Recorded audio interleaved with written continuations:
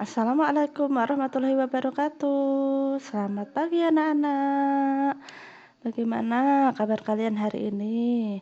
Bu Guru doakan semoga anak-anak dalam keadaan sehat, terhindar dari virus COVID-19 dan selalu tetap semangat untuk belajar, ya.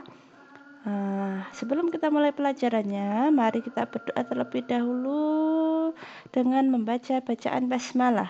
Bismillahirrahmanirrahim. Hari ini kita akan belajar tema 8, ya, Praja Muda Karana. Ya, untuk muatan pelajarannya kita akan belajar muatan pelajaran matematika dan SPDP. Kita mulai dulu dari muatan pelajaran matematika tema 8, subtema 1, mengenal macam sudut.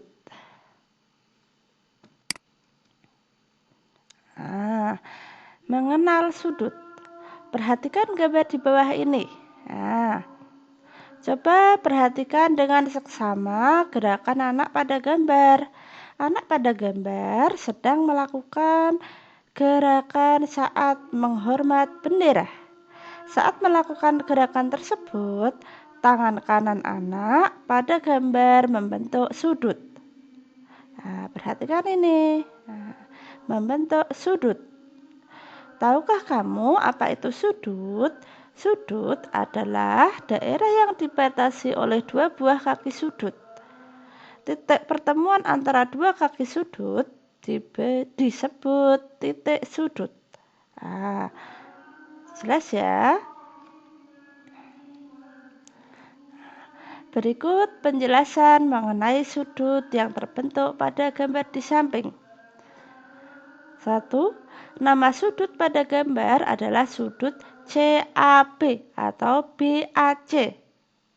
Ya, ingat, titik sudut itu selalu berada di tengah. Ya. Ini titik sudutnya A. Berarti bisa CAB atau BAC. AC ini disebut dengan kaki sudut. AB juga disebut dengan kaki sudut. Titik sudutnya berada di titik A. Untuk sudutnya ini disebut sudut. Menentukan sudut melalui gambar atau menggunakan benda konkret. Sebagai anggota pramuka, kamu tentu memiliki beberapa perlengkapan pramuka. Perlengkapan pramuka tersebut biasanya berwujud sebuah benda. Benda ada yang memiliki sudut dan ada juga yang tidak memiliki sudut. Dengan menarik garis lurus pada tepi benda, kita dapat menentukan sudut setiap benda. Ayo perhatikan contoh sudut yang berbentuk dari gambar berikut ini. Ini ada contoh buku, ya. Sudutnya mana? Sudutnya ini. Perhatikan ya. Mengenal berbagai jenis sudut. Sudut adalah pertemuan antara dua buah garis. Ada beberapa jenis sudut yang perlu kita ketahui. Coba perhatikan gambar macam-macam sudut berikut. Yang pertama ada sudut lurus atau sering disebut tepat 180 derajat. Ini sudut lurus. Ada dua garis lurus, ya, dipertemukan akan membentuk sudut lurus. Yang kedua, ada yang namanya sudut lancip. Sudut lancip terbentuk antara 0 derajat sampai 89 derajat. Atau sering disebut sudut lancip adalah sudut yang kurang dari 90 derajat. Yang ketiga, ada sudut siku-siku. Sudut siku-siku itu terbentuk tepat 90 derajat. Dan yang terakhir ada sudut tumpul. Sudut tumpul terbentuk antara 91 derajat sampai 180 derajat. Nah, alat yang digunakan untuk mengukur derajat pada suatu sudut disebut dengan busur derajat. Berikut penjelasan masing-masing sudut pada gambar di atas. Ya, tadi sudah dijelaskan ya. Sudut lurus adalah sudut yang besarnya 180 derajat. Ya, sudut lancip adalah sudut yang besarnya antara 0 derajat sampai 89 derajat. 3. Sudut siku-siku adalah sudut yang besarnya 90 derajat.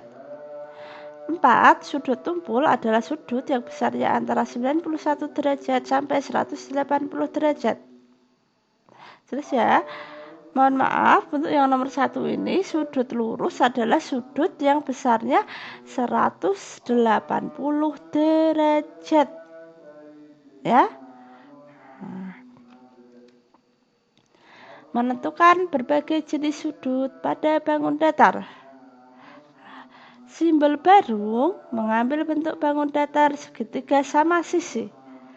Apabila kamu perhatikan dengan seksama, ketiga sisi segitiga pada simbol barung membentuk sudut, yaitu sudut lancip. Selain memiliki sudut, segitiga sama sisi juga memiliki titik sudut. Ya, adapun titik sudut adalah titik potong dari perpotongan dua garis yang berpotongan tepat di satu titik. Nah, ini sudutnya ada tiga. Ini titik sudutnya tepat di pojokannya. 1, 2, 3. Sekian untuk pelajaran matematika. Kita lanjutkan ke muatan pelajaran SPDP. Tema 8, subtema 1 tentang pola irama suatu lagu. Menyanyikan lagu dengan pola irama bervariasi. Saat menyanyikan lagu, kalian harus memperhatikan pola iramanya. Pola irama adalah sekelompok bunyi dengan susunan tertentu. Pola irama muncul secara berulang-ulang dan teratur dalam sebuah lagu. Ketika menyanyikan sebuah lagu, kalian dapat merasakan adanya irama yang ditandai dengan ketukan yang teratur. Ketukan yang teratur akan membentuk pola irama. Ada 2 pola irama dalam sebuah lagu. Ada lagu dengan pola irama sama, ada lagu dengan pola irama berbeda atau pola irama bervariasi. Perbedaan panjang pendek bunyi saat menyanyikan lagu dengan pola irama bervariasi dapat kalian amati lirik pada setiap bagian lagu. Selain itu, perbedaan panjang pendek bunyi juga dapat diamati ketika menyanyikan lagu dengan iringan musik ritmis atau tepuk tangan. Perhatikan contoh lagu berikut.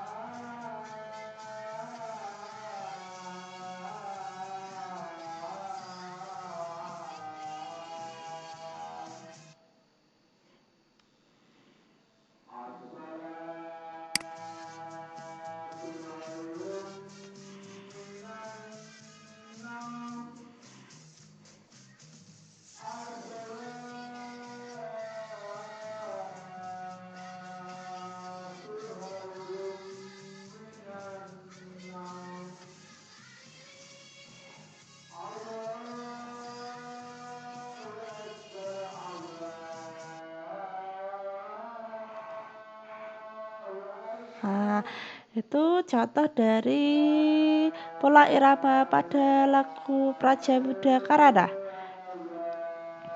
Nah, variasi pola irama, ya. Variasi pola irama dapat muncul secara berulang-ulang dan teratur dalam sebuah lagu.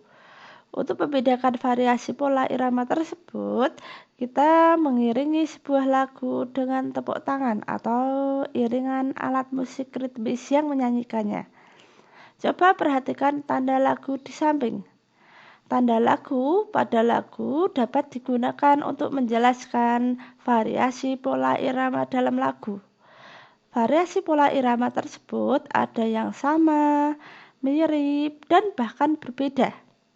Bagian yang memiliki pola tepuh yang sama memiliki irama yang sama pula. Nah, perhatikan lirik lagu Siapa Dapat Baris ciptaan Pak Kasur.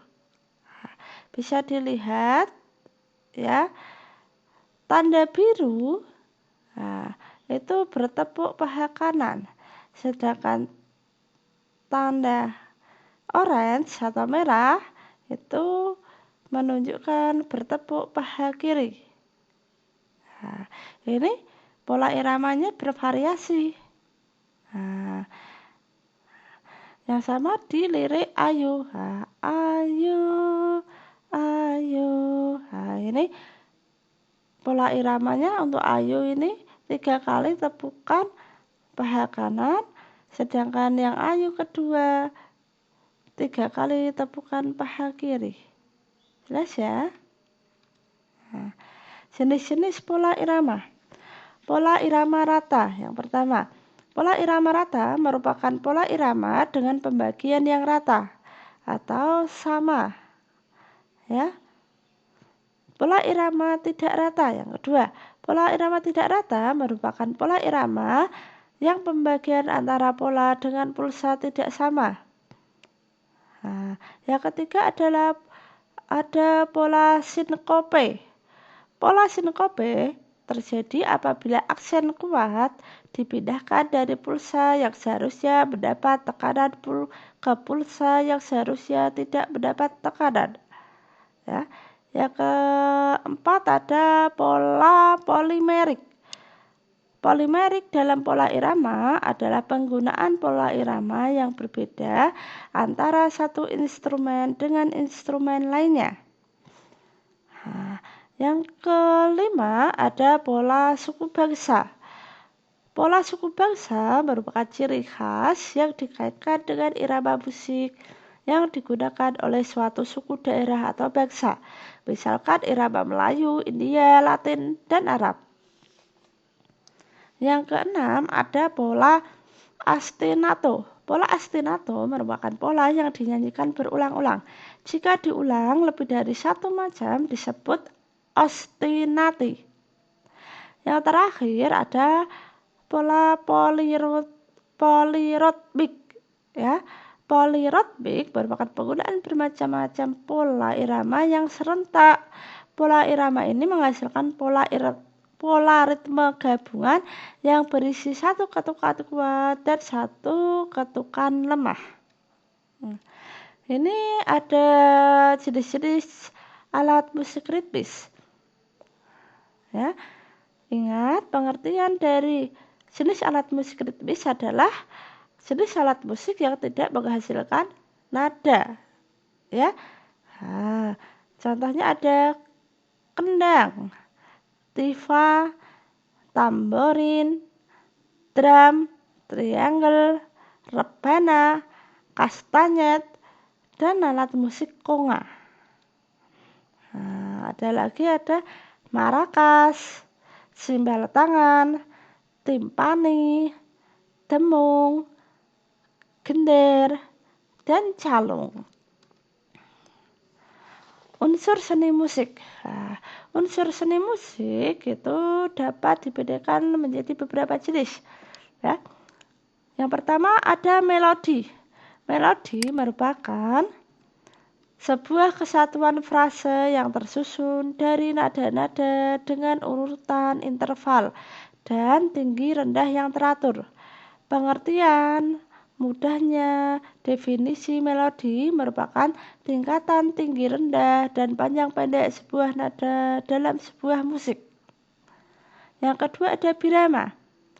Birama itu apa? Birama merupakan ketukan atau ayunan yang dilakukan berulang-ulang lalu hadir secara teratur di waktu yang bersamaan.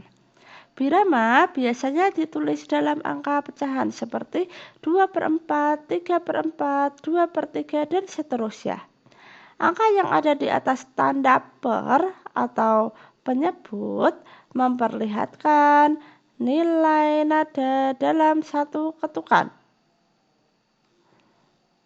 Yang ketiga ada tangga nada. Tangga nada adalah urutan dari suatu nada yang tersusun membentuk tangga. Tangga nada terbagi dua, yaitu tangga nada diatonik dan tangga nada pentatonik. Tangga nada diatonik merupakan tanda nada yang terdiri dari 7 buah nada dengan 2 jenis jarak, yaitu setengah dan 1. Beda halnya dengan tangga nada pentatonik yang hanya terdiri dari 5 nada pokok saja. Yang keempat ada harmoni. Harmoni merupakan sekumpulan nada yang akan menghadirkan bunyi enak untuk dinikmati jika dimainkan bersama. Pengertian mudahnya, harmoni merupakan sebuah bentuk keselarasan paduan nada atau bunyi. Sekian pembelajaran pada hari ini, ya. Semoga apa yang kita dapatkan hari ini dapat bermanfaat bagi diri kita dan untuk orang lain. Terima kasih. Wassalamualaikum warahmatullahi wabarakatuh.